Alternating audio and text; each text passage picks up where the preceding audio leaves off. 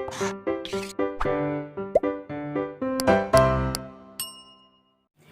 बच्चों, blueprint digital में आपका स्वागत है। मैं मोनिका, आपकी मैथ्स ट्यूटर। बच्चों, अभी तक हमने क्लास 9 के 2 चैप्टर कंप्लीट किए हैं, जिसमें हमने संख्या पद्धति के बारे में पढ़ा और फिर हमने बहुपद के बारे में पढ़ा। आज हम नया चैप्टर स्टार्ट करने वाले हैं, जिसका नाम है निर्देशांक ज्यामिति। बच्चों, इस चैप्टर में सबसे पहले हम पढ़ेंगे कार्तीय तल के बारे में। कार्तीय तल क्या होता है और उससे रिलेटेड कुछ टॉपिक है, कुछ पॉइंट्स है जिन्हें हम एक्सप्लेन करेंगे और समझेंगे। फिर उसके बाद हम बात करेंगे कि अगर हमें कुछ ही ग्राफ पर कुछ बिंदु दिए हुए हैं तो हम उससे कैसे बता सकते हैं कि निर्देशांक क्या होंगे, और अगर हमें निर्देशांक दिया हुआ है तो हम उसे ग्राफ पर कैसे प्लॉट कर सकते हैं, ये भी हम इसी चैप्टर में सीखने वाले हैं। उससे पहले मैं आपको बता देती हूँ कि निर्देशांक ज्यामिति होती क्या है। तो बच्चों, निर्देशांक ज्यामिति गणित की ही एक शाखा है, जिसमें हम निर्देशांक के बारे में पढ़ेंगे, कोऑर्डिनेट्स के बारे में पढ़ेंगे। अब निर्देशांक होते क्या है? जैसे एक इंसान है, मुझे उसका पता बताना है, ठीक है। किसी ने आके मुझसे पूछा कि ये कोई इंसान है जिसका मैंने नाम ए मान लिया है, ये कहाँ रहता है, इसका घर कहाँ है, तो मैं इसके पते को कई तरीके से बता सकती हूँ। जिसमें से एक तरीका ये भी हो सकता है कि मैं कहूँ कि ये इस कॉलोनी की तीसरी गली के 5वें मकान में रहता है, तीसरी गली के 5वें मकान में। तो इसे मैं कैसे लिख सकती हूँ? तीसरी गली और 5वां मकान। तो ये वो निर्देशांक है जो क्या बता रहे हैं? इस ए के घर की स्थिति को बता रहे हैं, ठीक है। ये वो बिंदु है जो ए के घर की स्थिति को बता रहे हैं, 3 और 4। इन्हें ही हम बच्चों कहते हैं निर्देशांक, ठीक है। तो निर्देशांक ऐसे बिंदु होते हैं जो किसी की स्थिति बताते हैं। तो इस चैप्टर में हम निर्देशांक के बारे में डिटेल से पढ़ेंगे, ठीक है। पर सबसे पहले हम पढ़ेंगे कार्तीय तल के बारे में। ये पूरा एक कॉन्सेप्ट आपको समझ में आ जाएगा, सारे पॉइंट्स एक बार आपको एक्सप्लेन हो जाएंगे, तो फिर आप आसानी से क्वेश्चंस कर सकते हैं, ठीक है। तो कार्तीय तल स्टार्ट करते हैं, बट उससे पहले अगर आप हमारे चैनल पर नए हैं तो चैनल को सब्सक्राइब करें, साथ ही साथ बेल आइकन क्लिक करें, ताकि आने वाली सारी वीडियोस के नोटिफिकेशन आप तक पहुंचते रहे, ठीक है बच्चों। तो स्टार्ट करते हैं कार्तीय तल। मैंने आपको बताया था संख्या रेखा के बारे में, नंबर्स लाइन क्या होती है। तो नंबर लाइन आपको पता है, ये स्ट्रेट लाइन एक, जिसमें हमारे कुछ संख्याएं होती है, जैसे 0, 1, 2, 3, और इधर हमारी -1, -2, -3, इस तरह से हो सकती है और भी आगे। तो मैंने ये 2 नंबर लाइन ले ली है, ठीक है। 1, 2, 3, -2, -3, मेरे पास ये 2 संख्या रेखा है, ठीक है। तो मैं बताने जा रही हूँ कि कार्तीय तल क्या होता है। तो बच्चों, जब एक संख्या रेखा के बिल्कुल लंबवत आप दूसरी संख्या रेखा को ऐसे खींच दोगे तो हमें कार्तीय तल मिल जाता है। यानी कि कार्तीय तल क्या है? कार्तीय तल वो तल है जो 2 संख्या रेखाओं से मिलकर बना है, और उसमें वो दोनों संख्या रेखा जो होती है एक दूसरे के लंबवत होती है, एक दूसरे के परपेंडिकुलर होती है, ठीक है। ये एक संख्या रेखा है और इसके दूसरे परपेंडिकुलर हमने दूसरी संख्या रेखा लेंगे, तो इस रेखा को हम इस तरह से परपेंडिकुलर करेंगे। अब परपेंडिकुलर किस पॉइंट पे करेंगे? यहाँ पे, यहाँ पे, यहाँ पे। तो हम परपेंडिकुलर उस पॉइंट पे करते हैं जहां पे ये 0 हमारा दोनों संख्या रेखा पर क्या होगा? कॉमन होगा, ठीक है। तो इस लाइन को मैं इस तरह से ऐसे ड्रॉ कर सकती हूँ। तो ये हमारा जो ये पॉजिटिव पार्ट है ये ऊपर रहेगा और नेगेटिव पार्ट जो है वो नीचे रहेगा। तो यहाँ +1, 2, 3, और यहाँ पे -1, -2, -3, ठीक है। तो कार्तीय तल क्या हुआ? 2 संख्या रेखाओं से बना हुआ एक तल हुआ, जिसमें दोनों संख्या रेखा एक दूसरे के लंबवत होती है, परपेंडिकुलर होती है। तो इस तरह से वो एक प्लेन बनाती है, एक समतल बनाती है, जिसे हम कार्तीय तल कहते हैं। अब इन रेखाओं को हम दूसरे नाम से जानते हैं, ये x और ये y, x' और y'। मैं इसे और बड़ा बना के आपको कुछ और पॉइंट्स भी एक्सप्लेन कर देती हूँ, ठीक है। सबसे पहले मैंने ये बनाया, एक संख्या रेखा है हमारे पास, नंबर लाइन है, और ये दूसरी नंबर लाइन है, ठीक है। यहाँ पे हमारा 0 से स्टार्ट हो रहा है, ये 1, 2, 3, इधर -1, -2 और -3, ये हमारा 1, 2, 3, और यहाँ होगा -1, -2 और -3। तो बच्चों, ये बीच में जो 0 है, 0 पर एक दूसरे को क्या करती है? कट करती है। ये है x और ये होगा x', ये है y और ये होगा y'। तो हमारे पास दो संख्या रेखाएं हैं, जिसमें से एक का नाम है x डैश ओ एक्स और एक का नाम है y o y डैश। तो ये दोनों संख्या रेखा एक दूसरे को लंबवत काट रही है 0 पॉइंट पर और एक प्लेन बना रही है, एक समतल बना रही है, जिसे हम काटते तल कहते हैं। इसका दूसरा नाम XY तल भी होगा, XY तल या XY समतल। ये नाम क्यों दिया? क्योंकि इसमें ये x है और ये y है। इसके अलावा इसे हम निर्देशांक तल भी कहते हैं, जो हमारा कोऑर्डिनेट प्लेन होता है वो भी हम इसे कहते हैं। निर्देशांक तल इसलिए कहते हैं क्योंकि हम इसी पे ही क्या होंगे, कहीं भी निर्देशांक को हम पॉइंट आउट करेंगे और किसी भी चीज की हम स्थिति बता सकते हैं। तो इसके तीन नाम हुए, काटते तल, XY समतल और निर्देशांक तल। ठीक है, समझ में आया काटते तल क्या होता है? अब इसके कुछ और पॉइंट्स को बता दें। ये इसे हम कहते हैं x अक्ष। ठीक है, ये हमारा क्या है? x अक्ष है। ये हमारा y अक्ष। तो ये जो हमारी रेखा है, कौन सी रेखा? रेखा XOX डैश, इसे हम क्या कहते हैं? x अक्ष कहते हैं, या फिर इसे हम बच्चों कहते हैं भुजाक्ष। इसे हम क्या कहेंगे? भुजाक्ष कहेंगे। दूसरी जो हमारी ये रेखा है, रेखा लाइन मतलब YOY डैश, इसे हम कहेंगे y अक्ष, या फिर इसे हम कहते हैं कोट्याक्ष, कोटि अक्ष। ठीक है, तो इसके ये दो नाम हुए। इसके अलावा जो ये हमारा 0 से लेके x तक है, इसे हम बिंदु मान लेते O, यानी कि OX जो है हमारा, ये सारे कैसे हमारे पॉजिटिव है, धनात्मक है। तो OX को और इसके साथ साथ कौन सा? OY, इन्हें हम कहते हैं धनात्मक अक्ष। ये कैसे होंगे बच्चों? धनात्मक अक्ष होंगे। ये धनात्मक x अक्ष होगा और ये धनात्मक y अक्ष होगा। इसके अलावा OX डैश और OY डैश ये होंगे बच्चों ऋणात्मक अक्ष। O से लेके O डैश तक ये हमारा ऋणात्मक x अक्ष होगा और O से लेके Y डैश तक ये ऋणात्मक y अक्ष होगा। तो ये क्या हुए? इसके नाम हो गए। ठीक है, इसके अलावा ये जहां ये बिंदु काटता है O जो है, इसे हम कहते हैं ओरिजिन मतलब मूल बिंदु। और ये जो मूल बिंदु होता है, इसके निर्देशांक हमारे होते हैं बच्चों 0 0। इसके अलावा एक इंपॉर्टेंट पॉइंट इसमें, जो हमारा x अक्ष है, y अक्ष है और मूल बिंदु, मूल बिंदु, इनको सामूहिक रूप से हम क्या कहते हैं? निर्देश फ्रेम कहते हैं। को सामूहिक रूप से निर्देश फ्रेम कहा जाता है, निर्देश फ्रेम कहते हैं। ठीक है, ये कुछ नाम है जो मैंने आपको क्लियर करे। सबसे पहले मैंने आपको बताया कि हमारे पास संख्या रेखा होती है। हमने दो संख्या रेखा ले ली, एक है हमारे पास XOX डैश, दूसरी है YOY डैश।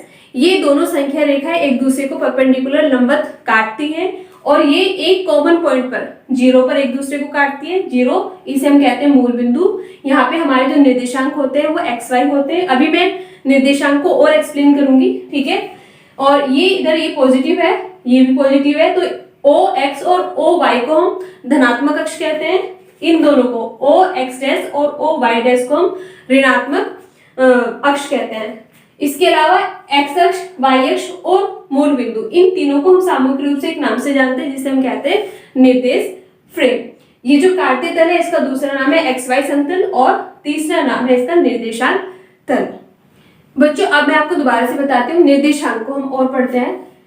ये मैंने एक काटते तल खींचा, ठीक है, ये O है, ये हमारा x डैश है और ये x है, ये y और y डैश है। ठीक है, अब निर्देशांक, ये x अक्ष है, ये y अक्ष है। सबसे पहले तो जो हमारे निर्देशांक होते हैं, जैसे ये x और y इस फॉर्म में होते हैं।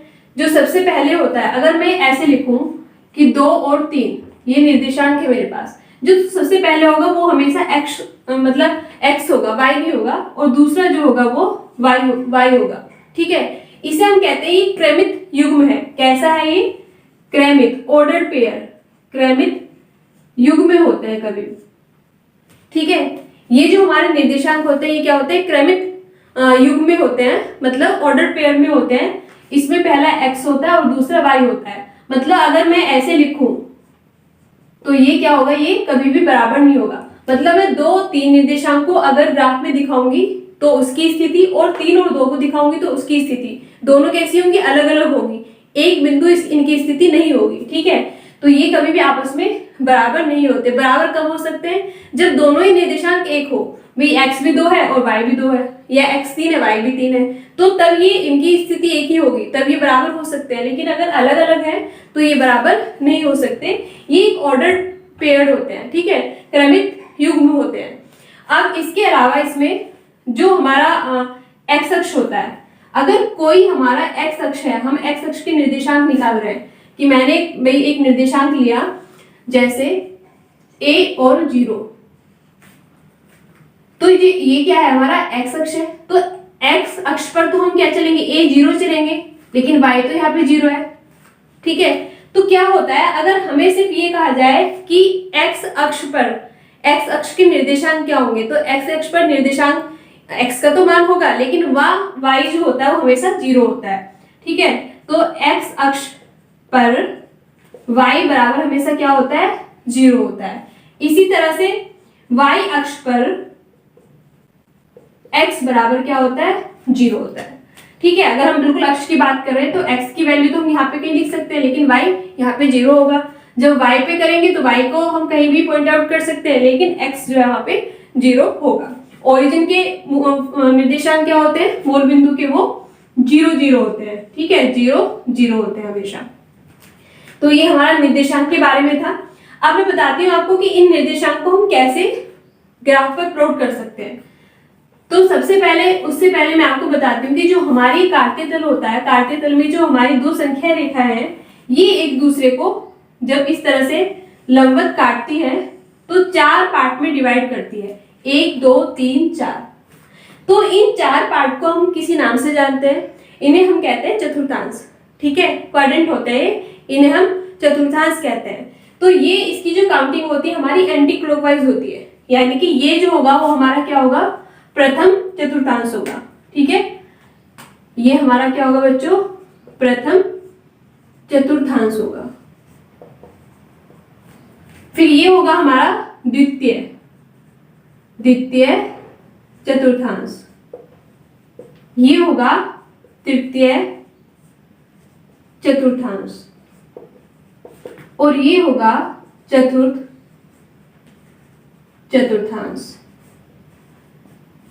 तो जो हमारा कार्तीय तल होता है वो 4 चतुर्थांश में बटा हुआ होता है।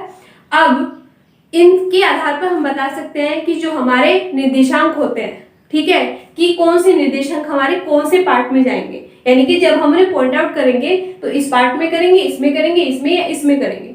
तो वो हम कैसे पता लगा सकते हैं, O से लेके X तक ये हमारे कैसे होते हैं, सारे पॉजिटिव होते हैं, ये हमारे नेगेटिव होते हैं, ये हमारे क्या होते हैं, पॉजिटिव, और ये नेगेटिव। तो ये जो हमारा प्रथम चतुर्थांश होता है बच्चों, इसमें x और y दोनों जो निर्देशांक होते हैं हमारे, ठीक है, वो कैसे होते हैं, प्लस होते हैं, प्लस प्लस, यानी कि अगर मेरे पास एक्स वाई निर्देशांक है तो x भी प्लस होगा और y भी प्लस होगा, ठीक है।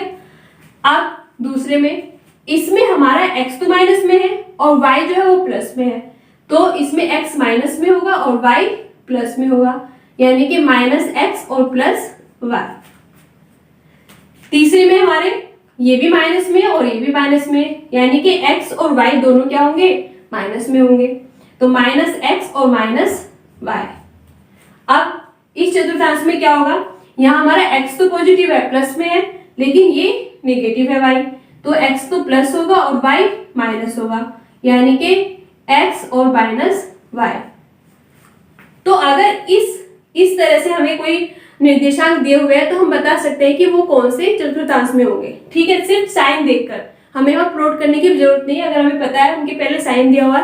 जैसे मैं आपसे कहूं कि -2 -3 कौन से चतुर्थांश में होंगे, तो ये तीसरे में होंगे, क्योंकि यहीं पे क्या होते हैं, दोनों हमारे माइनस में होते हैं। तो ये आपको सिर्फ याद रखना है कि पहले में दोनों प्लस होते हैं, इसमें हमारा जो x है वो माइनस होता है, y प्लस होता है। इसे आप इस नंबर लाइन से भी याद कर सकते हो, क्योंकि ये दोनों प्लस है, यहाँ पे y प्लस है, x माइनस है, इधर x माइनस है और y भी माइनस है। यहाँ इस वाले में x जो है वो प्लस है और y जो है वो हमारा माइनस है। तो इस तरह से इस पे हम आगे एग्जाम्पल भी करेंगे। इसके अलावा जो इम्पोर्टेंट चीज है वो ये है बच्चों कि हम किस तरह से इंडिकेट करेंगे ग्राफ पर जो हमारे निर्देशांक होते हैं उन्हें कैसे करेंगे। तो मैं इसका एक एग्जाम्पल आपको बता देती हूँ कि मेरे पास निर्देशांक है a और b। मुझे इन निर्देशांकों को क्या करना है, काटते तल पर बताना है। तो सबसे पहले तो आपको पता होना चाहिए कि दोनों कैसे हैं बच्चों, पॉजिटिव है। दोनों हमारे पास पॉजिटिव है। तो दोनों पॉजिटिव है तो ये कौन से चतुर्थांश में होंगे, पहले वाले में ही होंगे। यानी कि हमारे इस चतुर्थांश में हम इसको प्लॉट करेंगे। a भी पॉजिटिव है और b भी पॉजिटिव है। अब ये क्या है हमारा x निर्देशांक है हमारा, और ये हमारा y निर्देशांक है। जब a हम करेंगे तो a जो है हम a दूरी जो होंगी वो हम x अक्ष पर लेंगे। तो मान लेते हैं कि यहां से लेकर यहां तक की जो दूरी है वो कितनी है, a है। ठीक है। अब b क्या है, y, यानी कि जो हमारा y अक्ष है उस पर हम b दूरी लेंगे। तो मान लेते हैं यहां से यहां तक की जो दूरी है वो क्या है हमारे पास, b है। बस अब हमें क्या करना है, परपेंडिकुलर खींचनी है ना। जो ये y होती है, ये y इस पे क्या करना है हमें, इतनी ही हमें इधर परपेंडिकुलर लाइन खींचनी है और a के बराबर हमें y अक्ष पर परपेंडिकुलर लाइन खींचनी है। अब यहाँ जहां ये दोनों आपस में मिलते हैं, ये जो बिंदु है इसे माना हमने P, और इस P बिंदु के जो निर्देशांक होंगे वो a और b होंगे। ठीक है। सबसे पहले हमने क्या करा, हमारे पास निर्देशांक दिए हुए a और b, दोनों पॉजिटिव है तो हम इस चतुर्थांश में से खींचेंगे। ये x जो हमारा a है तो हमने x अक्ष पर a दूरी मतलब पॉइंट आउट की और फिर y अक्ष पर हमने b दूरी की। अब इसमें हम क्या करते हैं, जितनी भी हमारी y अक्ष पे है इतनी दूरी हम x अक्ष पर परपेंडिकुलर खींचते हैं और a के बराबर हम y अक्ष पर परपेंडिकुलर खींचते हैं, और जहां भी दोनों पॉइंट मिलेंगे वो p बिंदु ही हमारा क्या होगा, a b निर्देशांक होगा। तो अब इसमें ये पूछ सकता है कि p के निर्देशांक a b या a b की स्थिति क्या है, p। तो इस तरह से हम बता सकते हैं निर्देशांक की स्थिति। इसे और हम एग्जांपल से समझेंगे। बच्चों आपको काटते तल और उससे रिलेटेड सारे जो बिंदु है वो क्लियर हो गए होंगे। अब हम इन पर क्वेश्चंस करते हैं, हमें किस तरह से इस चैप्टर में क्वेश्चन पूछे जाएंगे। तो वो इस तरह से हो सकता है, जैसे पहला क्वेश्चन हमारे पास है कि निम्नलिखित बिंदु किस चतुर्थांश में स्थित है। चतुर्थांश से रिलेटेड हमसे क्वेश्चन पूछ सकते हैं, जो मैंने अभी आपको बताया कि वो 4 होते हैं। तो हमें बताना कि ये जो हमारे पास निर्देशांक है ये किस चतुर्थांश में होंगे। तो आपको याद होना चाहिए कि ये हमारे पहला चतुर्थांश है, ये सेकंड है, ये थर्ड और ये फोर्थ। इसमें जो दोनों होते हैं वो प्लस होते हैं। इसमें हमारा जो x है वो माइनस होगा और y जो हमारा प्लस होता है, इसमें दोनों माइनस होंगे, और इसमें हमारा x प्लस होता है, y माइनस होता है। बस अब आपको क्या करना है, ये जो निर्देशांक है इसमें साइन देखना है। जैसे ये तो प्लस है ये माइनस है, यानी कि पहला प्लस है x जो है, पहला हमेशा x होगा और दूसरा हमेशा y होगा। ठीक है। तो प्लस माइनस किस में है, प्लस माइनस हमारा फोर्थ में है। तो ये हमारा किस चतुर्थांश में होगा, फोर्थ में होगा। ठीक है, चतुर्थ। अब सेकंड एग्जांपल देखते हैं।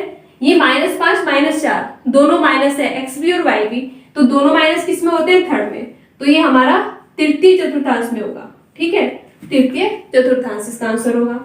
यह 1 और 4 दोनों प्लस है, तो ये किस में होगा बच्चों, पहले वाले में होगा, जिसमें x और y दोनों क्या होते हैं, प्लस होते हैं। तो ये प्रथम चतुर्थांश में होगा। -2 1 पहला माइनस है, बाद में प्लस, y जो वो प्लस में है, तो माइनस प्लस सेकंड वाले में है, तो ये होगा बच्चों द्वितीय चतुर्थांश। बस आपको ध्यान रखना है कि कहाँ पे x प्लस होगा और कहाँ पे माइनस होगा, y जो है वो कहाँ पे प्लस होगा, कहाँ पे माइनस होगा। आपको ये याद है तो आप इस क्वेश्चन को बहुत इजीली कर सकते हैं। बच्चों सेकंड क्वेश्चन है हमारे पास, निम्नलिखित बिंदु किस अक्ष पर स्थित है। पहले भी चतुर्थांश पूछा था, अब पूछ रहा है कि ये जो हमें निर्देशांक दिए हुए हैं ये कौन से अक्ष पर है, x पर है या y पर है। ठीक है, तो हमारे ये होता है y अक्ष और ये होता है x अक्ष, ये y और ये x, ये x डैश होता है, ये y डैश होता है, यहाँ हम O मानते हैं। ये हमारा कैसा होता है, पॉजिटिव होता है, धनात्मक होता है, ये भी पॉजिटिव होता है, ये नेगेटिव और ये भी नेगेटिव होता है। ठीक है, मैंने बताया था आपको। अब देखो 0 और 5, ये हमारा क्या है बच्चों, x है और ये y है। x बराबर 0 कौन से x पर होता है, y अक्ष पर होता है, तो यानी कि y अक्ष होगा, ये जो बिंदु होंगे y अक्ष पर होंगे, लेकिन ये y पॉजिटिव में होंगे नेगेटिव में होंगे। अब यहाँ y जो है वो हमारा प्लस है, तो y जो प्लस है वो हमारा o y पे होता है, जो धनात्मक y अक्ष है उस पे होता है, तो ये हमारा किस में होगा, धनात्मक y अक्ष पर स्थित होंगे। 0 और 5 जो हमारे निर्देशांक है ये धनात्मक y अक्ष पर स्थित होंगे, क्योंकि y अक्ष पर x बराबर 0 होता है और y यहाँ पे पॉजिटिव है, तो पॉजिटिव हमारा ऊपर मिलेगा। अब 0 - 3, तो यहाँ भी x बराबर 0 है, यानी कि ये भी y अक्ष पे होगा, लेकिन y इधर होगा या इधर होगा, तो ये y जो है -3 है, -3 कहाँ होता है, इधर होता है, तो ये हमारा क्या होगा, ऋणात्मक y अक्ष।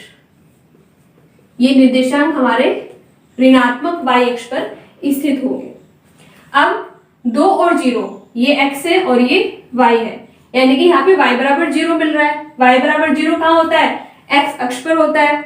अब x अक्ष पे ये प्लस मतलब धनात्मक इधर है या इधर है, नेगेटिव साइड है पॉजिटिव साइड है, तो x जो है वो हमारा प्लस है तो हमारा यहाँ होगा, भाई यहाँ कहीं होगा हमारा, तो ये कैसा होगा हमारा, ये होगा बच्चों धनात्मक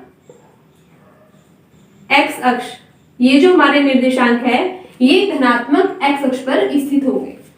अब -4 0, y बराबर 0 है, यानी कि x अक्ष पर होगा, लेकिन x का मान जो है वो माइनस में है, तो वो हमारा इधर कहीं लाई करेगा, तो ये कहाँ होगा हमारा, ऋणात्मक x अक्ष। इस तरह से हम बता सकते हैं कि कौन सा बिंदु कौन से अक्ष पर स्थित होगा। ठीक है, x अक्ष पर y बराबर 0 होता है, y अक्ष पर x बराबर 0 होता है। ये दो चीज आपको ध्यान रखनी है, आप इजीली फिर से बता सकते हैं। नेक्स्ट क्वेश्चन है बच्चों हमारे पास, उस बिंदु के निर्देशांक ज्ञात कीजिए जो x और y दोनों अक्षों पर स्थित है। पहला क्वेश्चन ये हमारे पास। दूसरा है जिसकी कोटि -4 है और जो y अक्ष पर स्थित है। तीसरा है जिसकी भुज जो है वो 5 है और x अक्ष पर स्थित है। हमें ये 3 क्वेश्चन बताना है इसमें। सबसे पहले पहला देखते हैं, हमें उस बिंदु के निर्देशांक बताने हैं जो x और y दोनों पर है। तो ऐसा कौन सा बिंदु है, ये हमारी y अक्ष है, ये x अक्ष है, तो जब दोनों ऐसा बिंदु कौन सा भी जो दोनों पे होगा वो ये होगा, यानी कि जो हमारा क्या होता है, मूल बिंदु होता है, ओरिजिन जो होता है। अब मूल बिंदु, ऐसा कौन सा बिंदु है, वो मूल बिंदु है। अब मूल बिंदु के निर्देशांक क्या क्या होते हैं, 0 और 0, यहाँ x भी 0 होता है और y भी 0 होता है, तो पहले क्वेश्चन का आंसर आपका होगा 0 0। दूसरा हमारा जिसकी कोटि -4 है, कोटि का मतलब y, ठीक है, कोटि का मतलब क्या होता है, y होता है, भुज का मतलब x होता है, तो कोटि जो है वो -4 है, यानी कि y का मान तो -4 है। अब जो y अक्ष पर स्थित है, तो y अक्ष पर अगर वो स्थित है, इस वाले अक्ष पर अगर वो स्थित है, तो यहाँ x बराबर क्या होता है, 0, तो ये निर्देशांक हो जाएंगे 0 और -4। ठीक, आगे हमसे पूछा है भुज दिया हुआ है, भुज का मतलब हमें x का मान दिया हुआ है और कहा है कि x अक्ष पर स्थित है। अगर हमारे निर्देशांक x अक्ष पर स्थित है तो वह y क्या होता है, 0 होता है, यानी कि y बराबर क्या होगा, 0 होगा। तो इसके निर्देशांक होंगे हमारे 5 0, इसके होंगे 0 -4 और ये 0 0, क्योंकि ओरिजिन जो मूल बिंदु है वही ऐसा बिंदु है जिस पर हमारी दोनों अक्ष जो है वो काटती है और ये इसका एक कॉमन पॉइंट होता है, कॉमन बिंदु होता है। बच्चों हमें इस तरह का क्वेश्चन भी पूछा जा सकता है कि हमें उसमें वो ग्राफ दे दे और कुछ पॉइंट हमें बिंदु जो है वो टिक करके पूछे कि उनके निर्देशांक क्या है। जैसे इसमें एक ग्राफ दिया हुआ है और ये बिंदु दिए हुए A B C D M N, और इसमें वो हमसे पूछ सकता है कि बताइए बिंदु D के निर्देशांक क्या है, बिंदु N के निर्देशांक क्या है, तो बिंदु A के क्या है, B के क्या है, इस तरह से। तो हम निकालते हैं इन सारे बिंदुओं के निर्देशांक, मैं आपको निकाल के बताती हूँ कैसे निकालेंगे। सबसे पहले हम देखते हैं बिंदु A के निर्देशांक। तो बिंदु A देखिए, आप यहाँ पे इस तरह से परपेंडिकुलर खींचेंगे, पॉइंट 3 पर है ये, और इस तरह से यहाँ पे भी खींचेंगे,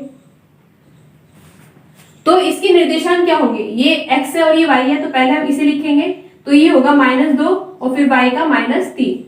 ठीक है, तो बिंदु A के जो निर्देशांक होंगे वो होंगे -2 -3। ठीक है, फिर B पे देखेंगे बी का भी इस तरह से हम परपेंडिकुलर खींचेंगे और इधर से भी खींचेंगे। अब x क्या है, यहाँ पे 3 है प्लस का और y माइनस का 3 है, तो b के जो निर्देशांक होंगे बच्चों वो क्या होंगे, पहले हम x लिखेंगे 3 और फिर हम y लिखेंगे -3। ठीक है, अब बिंदु C के निर्देशांक देखते हैं। C है हमारा यहाँ पे, ठीक है, C ये पॉइंट है, यहाँ से हमने x अक्ष पर परपेंडिकुलर खींचा और y पर भी खींचा, तो ये दोनों क्या है हमारे, एक x क्या है हमारा -1 और y +1। ठीक है, पहले हम x लिखेंगे और फिर हम y लिखेंगे। अब बिंदु D के निर्देशांक, बिंदु D, इससे हम पहले x अक्ष पर परपेंडिकुलर खींचते हैं और फिर y पर खींचते हैं। पहले हम x का मान लिखेंगे तो होगा 2 और y का 1, दोनों कैसे हमारे प्लस है, तो ये D के निर्देशांक हुए। अब बचा हमारे पास n के निकालते हैं, n बिंदु के निर्देशांक। n से हम क्या करेंगे, x अक्ष पर परपेंडिकुलर खींचेंगे और y अक्ष पर भी परपेंडिकुलर खींचेंगे। इसमें x जो है वो भी प्लस है, y वो भी प्लस है। पहले x लिखेंगे, x मतलब 4 और y मतलब 3। अब m के देखते हैं, m से परपेंडिकुलर खींचेंगे x अक्ष पर और y पर भी खींचेंगे, तो x यहाँ पे माइनस का है, y यहाँ पे प्लस का है। पहले हम x का पॉइंट लिखेंगे, x के निर्देशांक लिखेंगे तो वो होगा -3 और y का 4। तो इस तरह से हमें इस कार्तीय तल पर, ये क्या है हमारे कार्तीय तल है, इस कार्तीय तल पर हमें कहीं भी पॉइंट दिया हो, ठीक है, तो हम वहां क्या करेंगे, सीधे वहां से परपेंडिकुलर खींचेंगे x अक्ष पर और y अक्ष पर। फिर हम देखेंगे कि वो कौन से पॉइंट पर x अक्ष और y अक्ष पर मतलब कट रहा है, तो वही उस बिंदु के निर्देशांक होंगे। इसके अलावा अगर कहीं पे भी दे दे, मान लिया कि यहाँ पे दे दिया, तो यहाँ से हम x अक्ष पर परपेंडिकुलर खींचेंगे, y पर खींचेंगे, यहाँ पे दे दिया, यहाँ से भी x पर खींचेंगे और y पर खींचेंगे, यहाँ देगा, यहाँ से भी हम x पर खींचेंगे, y पर खींचेंगे। तो जिन बिंदुओं पर x अक्ष और y अक्ष, जिन बिंदुओं पर वो पॉइंट कट रहा है, वही उस बिंदु के क्या होंगे, निर्देशांक होंगे। बच्चों नेक्स्ट क्वेश्चन है हमारे पास, इसमें भी हमें एक ग्राफ दिया हुआ है, इसमें कुछ पॉइंट्स दिए हुए हैं, ठीक है, और हमसे कुछ क्वेश्चंस पूछे हैं इस ग्राफ से रिलेटेड। पहला क्वेश्चन पूछा है हमसे, वह बिंदु जिसके निर्देशांक 3 और 1 है, हमें इसमें बताना है कि वो बिंदु कहाँ है जिसके निर्देशांक 3 और 1 है। जिसके निर्देशांक 1 और 3 है, हमें वो बिंदु भी बताना है जिसके निर्देशांक 1 और 3 है। क्या निर्देशांक 3, 1 और 1, 3 द्वारा निर्धारित बिंदु एक ही है, मतलब हम बताएंगे कि वो स्थिति जो दोनों बिंदु की एक जगह है या नहीं है। ठीक है, वो निर्देशांक जिसकी कोटि शून्य है, कोटि मतलब y, ऐसे कौन से निर्देशांक है जिसमें y बराबर 0 आ रहा है, और वो निर्देशांक जिसकी भुज शून्य है, यानी कि x बराबर 0 हो, ऐसे निर्देशांक कौन कौन से। तो इन क्वेश्चंस के हम आंसर करेंगे। सबसे पहले हमारे पास जो ये बिंदु है, ठीक है, इनके हम निर्देशांक निकाल लेते हैं, फिर हमें बहुत आसान होगा इनके आंसर देना। जैसे ये a है, ठीक है, a से मैंने x अक्ष पर परपेंडिकुलर लंबवत रेखा खींची और y पर भी खींची, ठीक है, ये x पर 3 और y पर 1, तो इसके निर्देशांक होंगे 3 और 1। पहले हम x का लिखेंगे और फिर हम y का लिखेंगे। अब b पे देखते हैं, b से मैंने परपेंडिकुलर खींची x अक्ष पर, तो ये 1 पर जाकर मिली और y पर ये 3 पर जाकर मिली, तो पहले हम x लिखेंगे यानी कि 1 और फिर लिखेंगे y यानी कि 3। c से देखते हैं, c बिंदु से मैंने परपेंडिकुलर लाइन खींची x अक्ष पर, जो बिंदु जो इसका पॉइंट है 5 पे जाके मिली और y पर ये हमारा 4 पे मिली, तो इसके अक्ष क्या होंगे, इसके निर्देशांक क्या होंगे बच्चों, पहले हम x का लिखेंगे यानी कि 5 और फिर y का यानी कि 4, तो 4, 5 जो है वो बिंदु c के निर्देशांक होंगे। d पे आते हैं, d पे हमने बिंदु d से लाइन खींची x अक्ष पर और फिर हमने y अक्ष पर खींची, तो x पर ये कहाँ मिली -3 और y पर ये 2 पर मिली, तो -3 और 2 बिंदु d के निर्देशांक होंगे। अब जो हमारा e है, इस पे देखते हैं, इससे हम x अक्ष पर एक परपेंडिकुलर लाइन खींचेंगे और y पर खींचेंगे, तो यहाँ पर क्या पर हमारे पॉइंट होंगे, x जो है वो -2 है और y जो है हमारा -3 है, तो e के निर्देशांक में -2 -3। f से हमने लंबवत रेखा खींची x अक्ष पर और इसी तरह से हमने y अक्ष पर भी खींच दी, तो इसके निर्देशांक होंगे, x पर ये कहाँ मिल रहा है 4 पर और y पर ये -2 पर, तो हमारे लगभग सभी निर्देशांक निकल गए। हाँ, ये बचे हैं, ये हमारा पॉइंट है h, तो ये y अक्ष पर कितना चला है, 1 2, तो y का मान तो यहाँ पे 2 होगा, लेकिन y अक्ष पर x बराबर क्या होता है, 0 होता है। ठीक है, ऐसे ही अगर हम यहाँ नीचे चलेंगे i पे, तो यहाँ पे भी x बराबर 0 होगा और y कितना है, ये हमारा -4।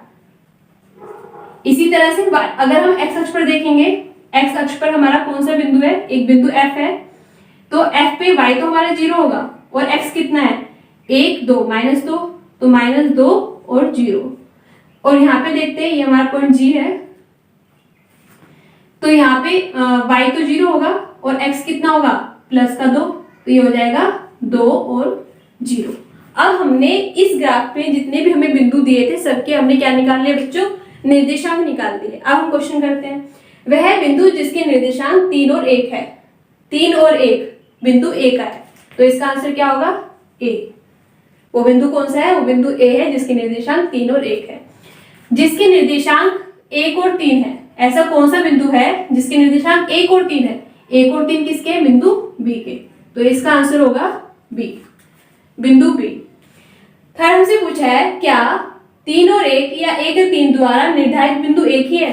भाई एक तो नहीं है, A हमारा यहाँ पे और B हमारे यहाँ पे, अगर ये दोनों एक ही बिंदु पे होते कहीं तो ये क्या होता, तब निर्धारित बिंदु एक होता, तो ये एक नहीं, अलग अलग है, तो इसमें हम क्या लिखेंगे, नहीं, निर्धारित बिंदु एक नहीं है। ठीक है, वो निर्देशांक जिसकी कोटि शून्य है, कोटि शून्य का मतलब y बराबर 0 है, तो ऐसे कौन कौन से निर्देशांक है जिसमें y बराबर 0 है, तो एक तो हमारा बिंदु f पे है, f इस पे है -2 और 0, और दूसरा है हमारा g, उस पे है 2 और 0।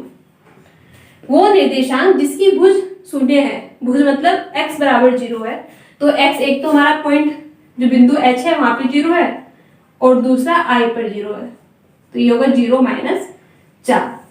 तो हमें ग्राफ में जो भी बिंदु है, पहले हमने क्या करा, परपेंडिकुलर खींची x अक्ष पर और y अक्ष पर, उनके निर्देशांक निकाले, और उससे हमें किसी तरह से कोई क्वेश्चन पूछेगा तो हम उसके आंसर उस ग्राफ से दे सकते हैं। तो बच्चों आज के लेक्चर में हम इतना ही करते हैं। ठीक है, सबसे पहले हमने काटते तल पढ़ा, उससे रिलेटेड जितने भी बिंदु थे वो हमने समझे, निर्देशांक क्या होते हैं, ठीक है, वो हमने समझे, निर्देशांक की ये प्रॉपर्टी x y बराबर does not equal to y x, वो हमारी यहाँ फॉलो हो रही है। ठीक है, ये हमने सीखा इसमें।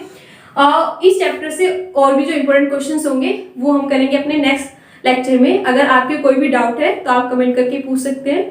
वीडियो को लाइक करें, अपने दोस्तों के साथ शेयर करें, चैनल को सब्सक्राइब करें। Thank you.